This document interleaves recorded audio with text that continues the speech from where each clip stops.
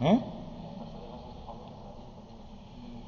La difusión, ¿en qué medio se da? En cualquier fluido, ¿vale? De manera que nosotros la difusión es el movimiento aleatorio de partículas en el fondo. Lo que pasa es que el movimiento aleatorio de las partículas, cuando no están fijadas precisamente por la estructura del sólido, al estar en fluidos, las partículas se mueven aleatoriamente. Y ese movimiento aleatorio genera un proceso que da la sensación de que las partículas se mueven de donde hay más a donde hay menos concentración. En realidad se están moviendo aleatoriamente, pero como la probabilidad de que pasen donde hay muchas a donde hay pocas es mayor que al revés, resulta que el efecto final es que nos da la sensación de que hay un desplazamiento de donde hay más concentración a donde hay menos, ¿vale? Y en realidad, si lo medimos, hay un flujo neto, que sí es cierto que el flujo neto va de donde hay mayor concentración a donde hay menos, ¿vale? Nosotros en el movimiento hemos visto cómo va la composición de los gases hasta llegar al alveolo, quién interviene, cómo se cambian, de qué depende, etcétera, etcétera.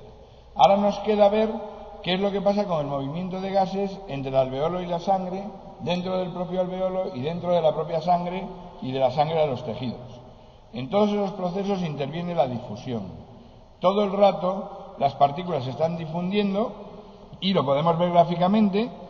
Por ejemplo, aquí, en función de, tenéis dibujado en diferente color, veis que en la atmósfera fundamentalmente hay nitrógeno y oxígeno. Aquí el nitrógeno no está bien representado en la atmósfera, pero habría oxígeno aquí, y en la expiración habría vapor de agua, CO2 y oxígeno, ¿vale? Y veis que desde el alveolo promedio a la sangre pues hay un intercambio igual. Si os fijáis bien en este gráfico, que está bastante bien representado, el flujo neto solo se produce en la primera parte del capilar. ¿Y eso a qué puede deberse? ¿Por qué solo hay flujo neto aquí? Exacto, porque es en el momento en que hay diferencia de presiones parciales. La forma de ver la relación que hay entre el gas disuelto y el gas, bueno, aquí tenéis la difusión simplemente como proceso aleatorio, ¿vale? Y la forma de ver la relación que hay entre la presión parcial de un gas y la concentración de gas disuelto corresponde al coeficiente de solubilidad. Estamos en la ley de Henry, que dice que cualquier gas, la proporción que está en forma de gas y en forma líquida, disuelto en una solución, depende de su constante de solubilidad. O lo que es lo mismo, nosotros calculamos la constante de solubilidad midiendo la presión parcial del gas y la concentración del gas disuelto. Si lo hacemos para una determinada, ya la tenemos para cualquiera. Y ahora, a partir de ahí, nosotros podemos saber que la concentración de gas disuelto está relacionado con la presión parcial del gas de forma directa a través de la constante de solubilidad. ¿Vale? ¿Esto qué implica? Por ejemplo, si nosotros tenemos la misma presión parcial del gas, un gas que tenga más solubilidad tendrá más o menos concentración disuelta. Más, ¿vale? Todo el mundo lo tiene claro, ¿vale? De manera que tendrá tanto más en función de la proporción que tenga la constante de solubilidad. Y de igual manera, si hay más concentración de gas disuelto de un determinado gas, ¿habrá más presión parcial que de otro gas? Si un gas tiene más concentración que otro disuelta, ¿tendrá mayor presión parcial? No, dependerá de su coeficiente de solubilidad. Fijaros que ese es el problema. Tú puedes tener más concentración de uno y menos presión parcial, y entonces ¿qué quiere decir? ¿Que eres más o menos soluble que el otro gas? Si tú tienes más concentración en el líquido y tienes menos presión parcial, ¿qué quiere decir? ¿Que ese gas es más soluble o menos soluble? Más soluble. Bien, bien, bien. Eso es fundamental, porque esos conceptos son los que hay que ir teniendo para luego no desorientarse. Pues eso es lo que pasa. De manera que nosotros podemos ver, aquí tenéis el ejemplo, qué es lo que pasa con las diferentes solubilidades de los gases que nos interesan. Aquí lo veis, la constante de solubilidad en mililitros por 100 mililitros. A ver, un momento. ¿Está claro? Esto quiere decir mililitros de gas por 100 mililitros de solución. O milimoles de gas por litro de solución. ¿Vale? Estos mililitros de gas están medidos STPD, aunque aquí sea el coeficiente de solubilidad a 37 grados. No os confundáis. ¿Vale? Lo podéis transformar por los milimoles. De manera que aquí tenéis los gases que están, el carbónico, como veis, pues es 24 veces más soluble que el oxígeno. El siguiente sería el monóxido de carbono, el nitrógeno y el helio, el menos soluble. ¿Vale?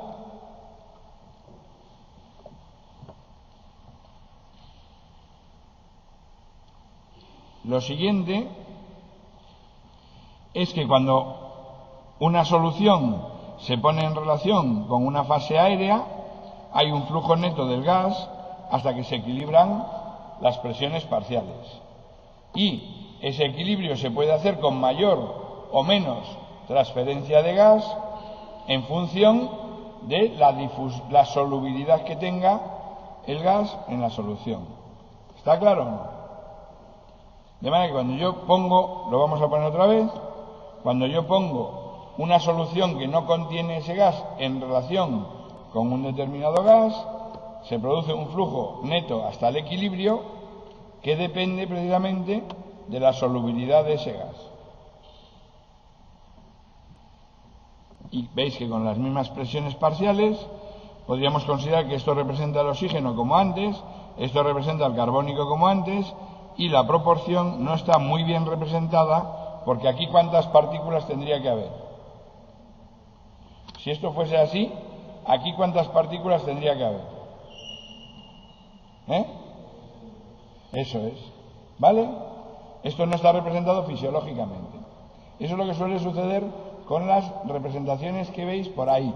Entonces, para representar cosas no se utilizan bien las variables fisiológicas, y eso hace que a veces uno se confunda cuando ve las presentaciones. Pero bueno, es un esfuerzo que es interesante y hay que entenderla en su contexto, igual que las ecuaciones, que es, esto vale para representar que con la misma presión parcial hay gases que se disuelven más que otros. ¿Vale? Vamos a ver entonces de qué depende o cuál es la ley de Fick, que es la que define la difusión de una sustancia en cualquier medio. La difusión de una sustancia en cualquier medio dice que está relacionada el flujo neto del gas, está relacionado con la superficie que tengamos de difusión, está relacionado con la diferencia de presión parcial, está relacionado con la distancia y con el espesor. ¿Vale? Perdón, con la constante de difusividad y con el espesor. No con la distancia, con la constante de difusividad y el espesor, que sería en el fondo la distancia. ¿Está comprendida ahí? ¿Esa fórmula os suena? ¿La habéis visto el año pasado en líquidos? Es esta de aquí. ¿La habéis visto el año pasado cuando estudiasteis líquidos y demás? Y los movimientos simples de sustancias. La difusión es un proceso de intercambio que se da a todos los niveles. ¿La habéis visto en alguna otra ocasión?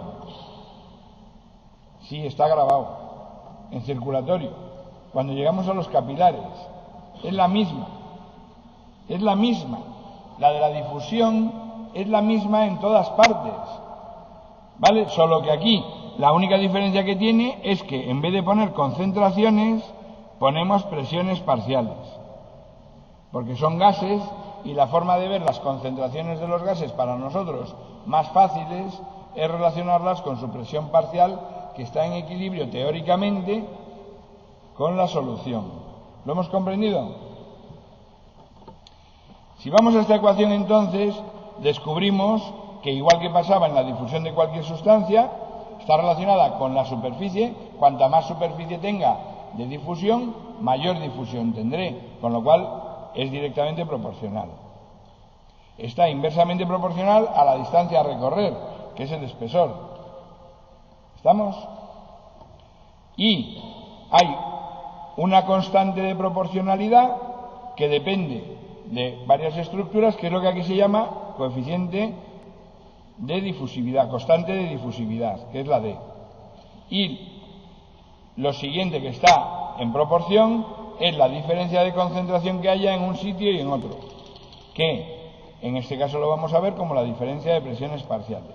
La difusividad es interesante porque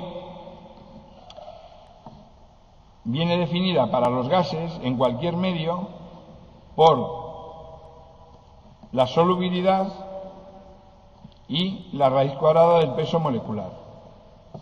De manera que si estamos en un medio simplemente, la difusividad solo depende de la raíz cuadrada del peso molecular.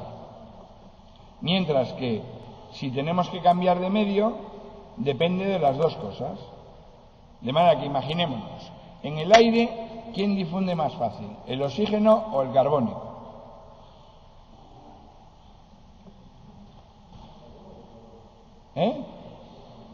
¿El oxígeno o el carbónico? Votos a favor del oxígeno. Votos a favor del carbónico. ¿Quién pesa más? El carbónico. Si difunden inversamente proporcional a su peso, como es lógico, porque el más pesado le cuesta más moverse. ¿Estamos? ¿Quién difundirá más fácil? El oxígeno. ¿Vale? A nivel del gas, a nivel de la sangre, ¿quién difunde más fácil? ¿El oxígeno o el carbónico? A nivel entre la sangre y los tejidos. Estás en medio líquido todo el rato. ¿Quién difundirá más fácil? También el oxígeno, que pesa menos. Ahora, si estamos entre el gas del alveolo y el líquido de la sangre, ahora el problema es que difunde mucho más fácil el carbónico, porque es 20 veces más soluble, mientras que solo es un poquito más pesado. 24 veces, en realidad pasa de que es 24 veces más soluble a 20 veces más difusible. ¿Vale? Porque sí pesa un poquito más, pero es a la vez más soluble. Esto tiene una importancia doble, porque ya veréis que nosotros luego vamos a calcular lo que corresponde a la capacidad de difusión de un gas. La capacidad de difusión de un gas es considerar esta ecuación como el flujo de gas igual a la diferencia de presión y aquí multiplicado por una conductancia. ¿Estamos de acuerdo? Como en circulatorio. Y esta conductancia, precisamente, bueno, la vuelvo a escribir. El flujo de gas sería igual a la capacidad de difusión, una D mayúscula, del pulmón, para el gas que sea, por la diferencia de presión. P1 menos P2. ¿Vale? ¿Estamos de acuerdo? ¿Se ve o no se ve? La D mayúscula sería la capacidad de difusión del gas, que es un término similar a una conductancia. Es la facilidad que tiene el gas para pasar de un sitio al otro. Y engloba tanto el área como el espesor, como la solubilidad, como la raíz cuadrada del peso molecular. ¿Vale? O sea, el término este de la constante de la capacidad de difusión del gas es un término que físicamente representa una conductancia. Cuanto mayor sea la capacidad de difusión, mayor volumen de gas somos capaces de transferir con la misma diferencia de presión. Por ejemplo, entre el alveolo y la sangre. ¿Vale?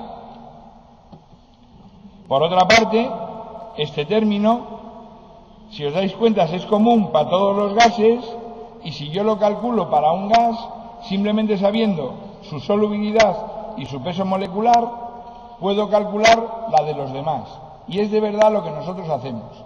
Nosotros vamos a medir la capacidad de difusión de uno de los gases y las demás las vamos a calcular simplemente en función de la relación que tenga ese gas y el otro a su solubilidad y a su peso molecular. ¿Está claro? Porque si os dais cuenta, la capacidad de difusión del gas no va a ser más que A por D partido por E. A y E son comunes y lo que cambia es la constante de difusividad de cada uno de los gases. Y la constante de difusividad de cada uno de los gases depende de la solubilidad y de su peso molecular. Directamente proporcional a la solubilidad, inversamente proporcional a la raíz cuadrada del peso molecular. ¿Estamos de acuerdo? Eso hace que yo, una vez que sé cuál es la capacidad de difusión de uno de los gases, sé también cuál es la capacidad de difusión de los demás. ¿Vale? A través de la membrana. Y difunde normalmente la capacidad de difusión a través de la membrana en el pulmón o no. Repitamos. En el pulmón normalmente, por ejemplo, de oxígeno o de carbónico, difundiría la capacidad de difusión que tenga el pulmón o solo lo que se consuma y solo lo que se produzca. A ver, votos a favor. ¿Eso qué ha pasado? Que ha salido aquí sin más. ¿Está grabando? ¿Ha dejado de grabar? ¿No?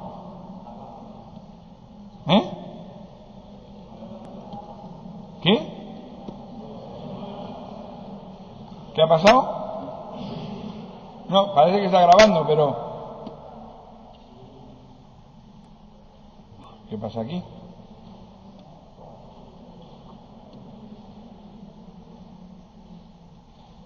Ahora, se me ha minimizado.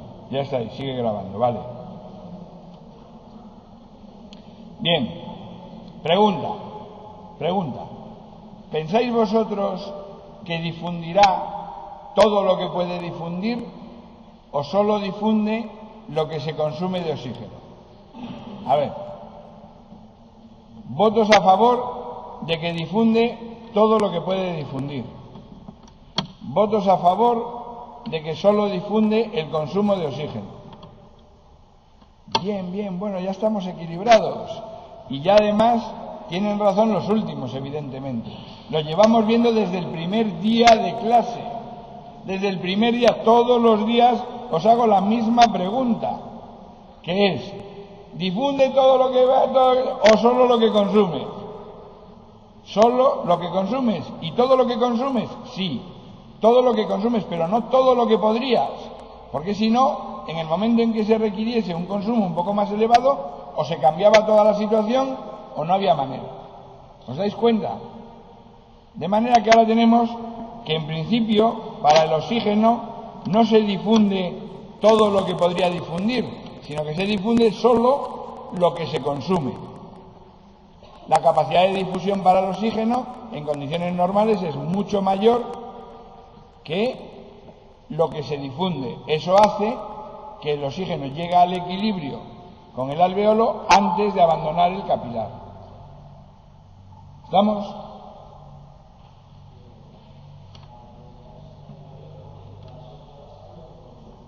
Claro.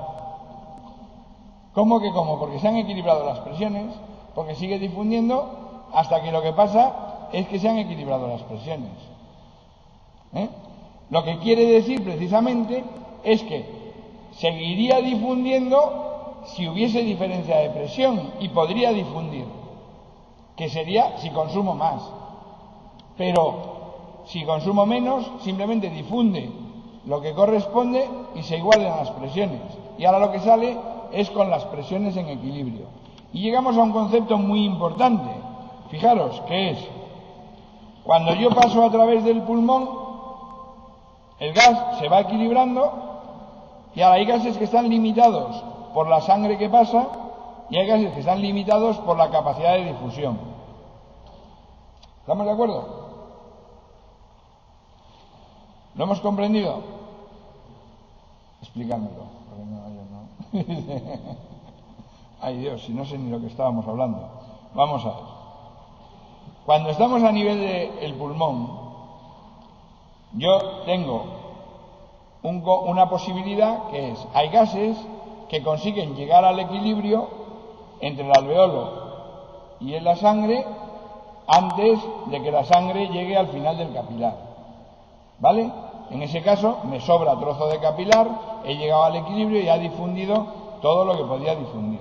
¿Estamos de acuerdo? ¿Vale? Hay gases que, sin embargo, seguirían difundiendo si les dejásemos más tiempo o más capilar, porque no son capaces de llegar al equilibrio. ¿Estamos de acuerdo? Ahora vamos a pensar, porque esto es antes, luego nos vamos a meter en las fórmulas y en verlo formulísticamente, pero es mucho más importante verlo, y tiene su aquel verlo en esquema, que es, cuando un gas difunde pueden suceder dos cosas: que se quede disuelto o que se combine con elementos que van en la sangre. El gas que se combina con los elementos que van en la sangre, ¿qué presión parcial ejerce? Ninguna. Solo está en equilibrio con el disuelto y es el disuelto el que ejerce la presión parcial. Pero eso quiere decir que si yo tengo muchos transportadores, difunde el gas, se une a los transportadores y no está disuelto, no aumenta la presión parcial, sigue difundiendo el gas y la cantidad de gas que yo transfiero, y eso es lo de la capacidad de difusión, depende no solo de la que se disuelve, sino de la que se disuelve más la que se combina. ¿Estamos de acuerdo? Es como tenemos conductancias, las conductancias se suman en paralelo, el flujo de gas que hay es el que vaya al disuelto más el que va a la combinación con los elementos. Luego ambos están en equilibrio en función de las ecuaciones de disociación de cada una de las moléculas. ¿Estamos de acuerdo? De manera que un gas, digamos, ¿quién llegará antes al equilibrio? ¿Un gas que solo se disuelve o uno que tiene muchos transportadores? A ver, votos a favor del que solo se disuelve. Votos a favor del que tiene transportadores. No, el que solo se disuelve. Hemos dicho que la cantidad de gas que necesitamos transferir, si tengo transportadores, es el disuelto más el que se une. Luego es evidente que tardará más en llegar al equilibrio cuanto más transportadores tenga, porque más se va a unir y más gas queda o menos gas queda disuelto, ¿vale?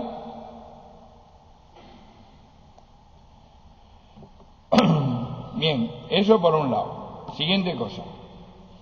De manera que ya tenemos claro que los gases que no tienen transportadores, en el fondo, van a llegar al equilibrio enseguida y van a difundir lo que corresponda y enseguida se equilibra y ya no hay más flujo a lo largo del capilar. ¿Vale? Eso, por ejemplo, es el óxido nitroso, es el helio, esos son los diversos elementos. ¿Vale? Que hemos visto antes que esos no tienen transportadores en la sangre, pues entonces esos solo se disuelven. En cambio, el oxígeno, por ejemplo, tiene un transportador que es ¿cuál? La hemoglobina, fundamentalmente. De manera que tendremos el que se disuelve más el que se une a la hemoglobina. El carbónico, ¿qué transportadores tiene? La hemoglobina también. ¿Dónde se une el carbónico a la hemoglobina?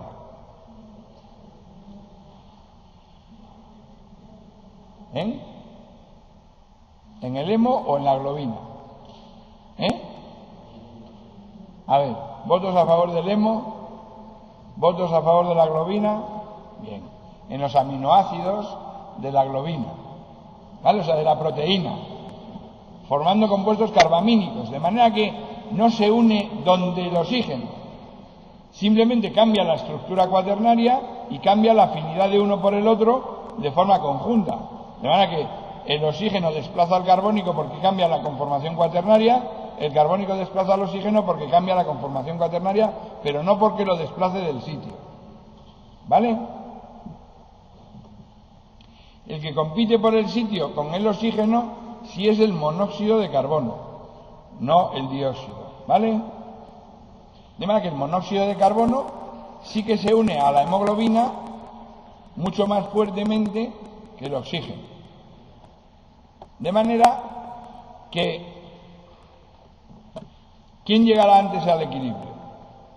Bueno, no, estábamos con cómo se transporta el carbónico. El carbónico, además de con la hemoglobina, ¿con quién se transporta? Disuelto, ¿y con quién más? Con el agua, combinado con el agua, ¿vale? De manera que fíjate si tiene transportador, que lo transporta el agua. Y lo transporta el agua en forma de bicarbonato. Y esa reacción, lo que pasa es que es muy lenta y solo en presencia de anhidrasa carbónica, que sí que hay mucha en el pulmón, se hace muy rápidamente. De manera que ahora el oxígeno se combina con la hemoglobina, el carbónico en realidad se combina con el agua, pero solo en presencia de anhidrasa carbónica. La anhidrasa carbónica en el fondo también está dentro de los hematíes, de manera que esa reacción también se produce en el interior de los hematíes mucho más que fuera en el plasma, ¿vale? Bien, eso lo veremos luego, pero ahora vamos a ver cómo podemos entonces estudiar la capacidad de difusión.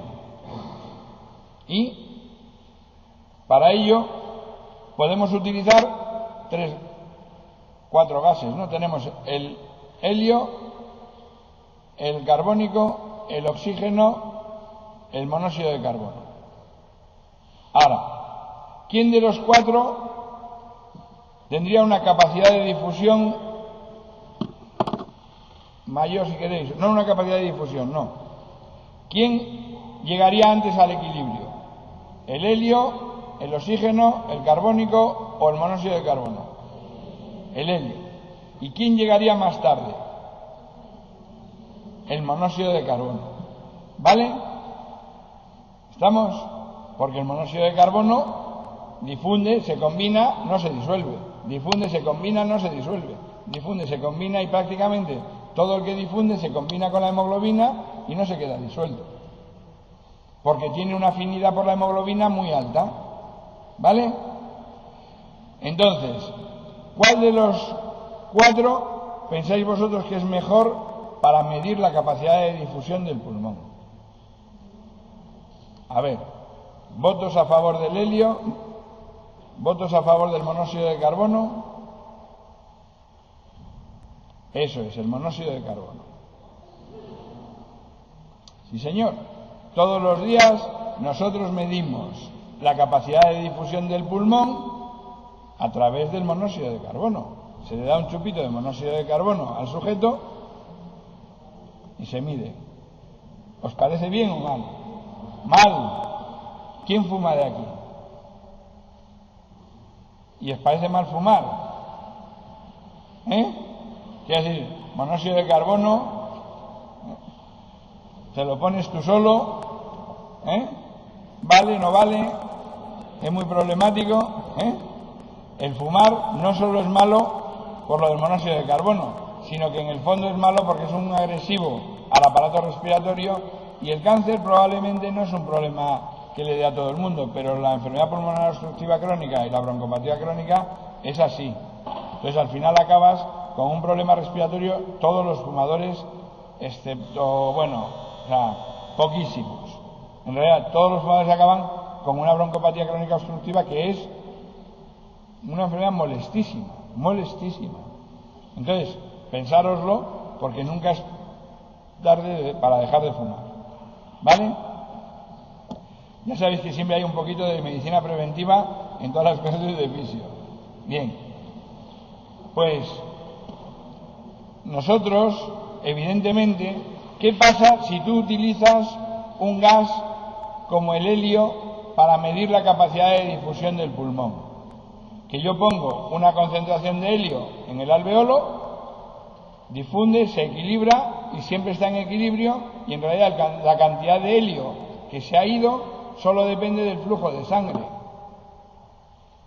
porque la forma de variar la transferencia de helio hacia la sangre es variando el flujo, no variando la capacidad de difusión, porque aunque el sujeto tenga la membrana más gorda, sigue equilibrándose y sigue pasando el mismo helio.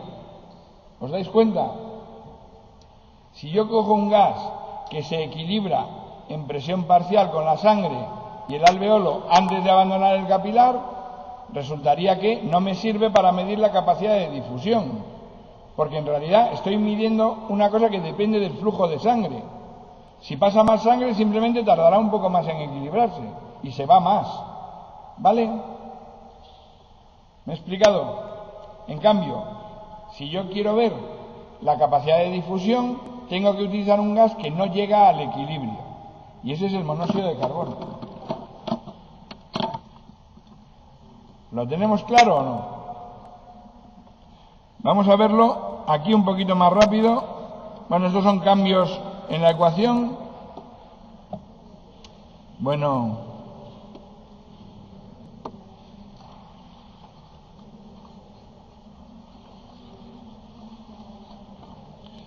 seguimos.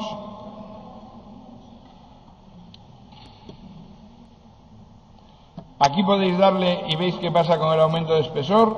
El aumento de espesor, por ejemplo, es lo que tendríamos en el edema agudo del pulmón. Si aumenta el espesor, ¿quién va a difundir peor? ¿El carbónico o el oxígeno? Si aumenta el agua que tenemos aquí, va a difundir peor el oxígeno porque se disuelve menos.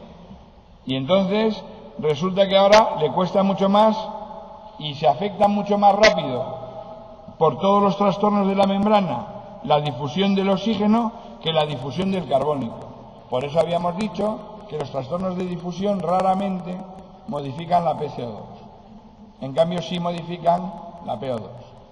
Porque no se llega peor al equilibrio para el oxígeno.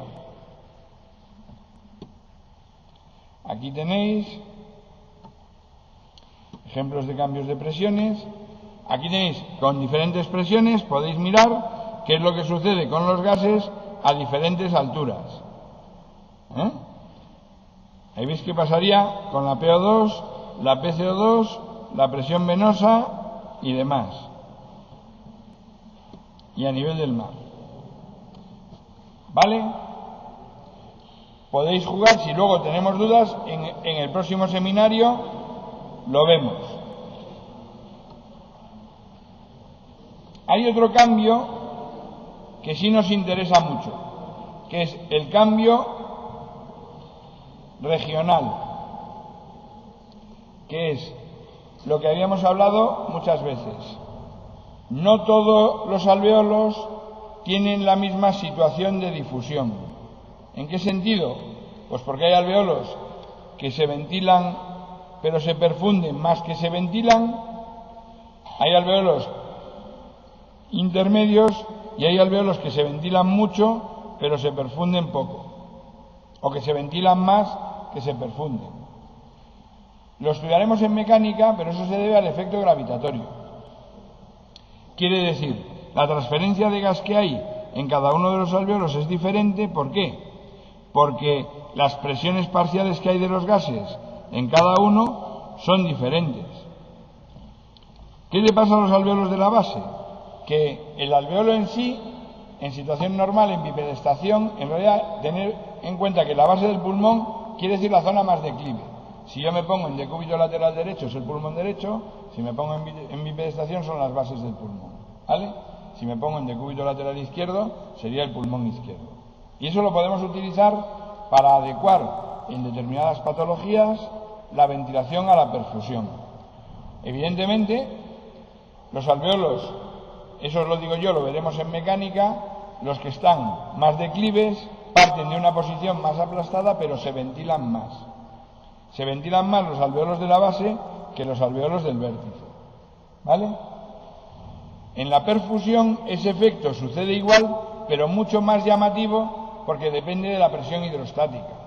Y entonces los capilares de la base están inflados por la presión y los capilares del vértice están aplastados por el alrededor, ¿vale?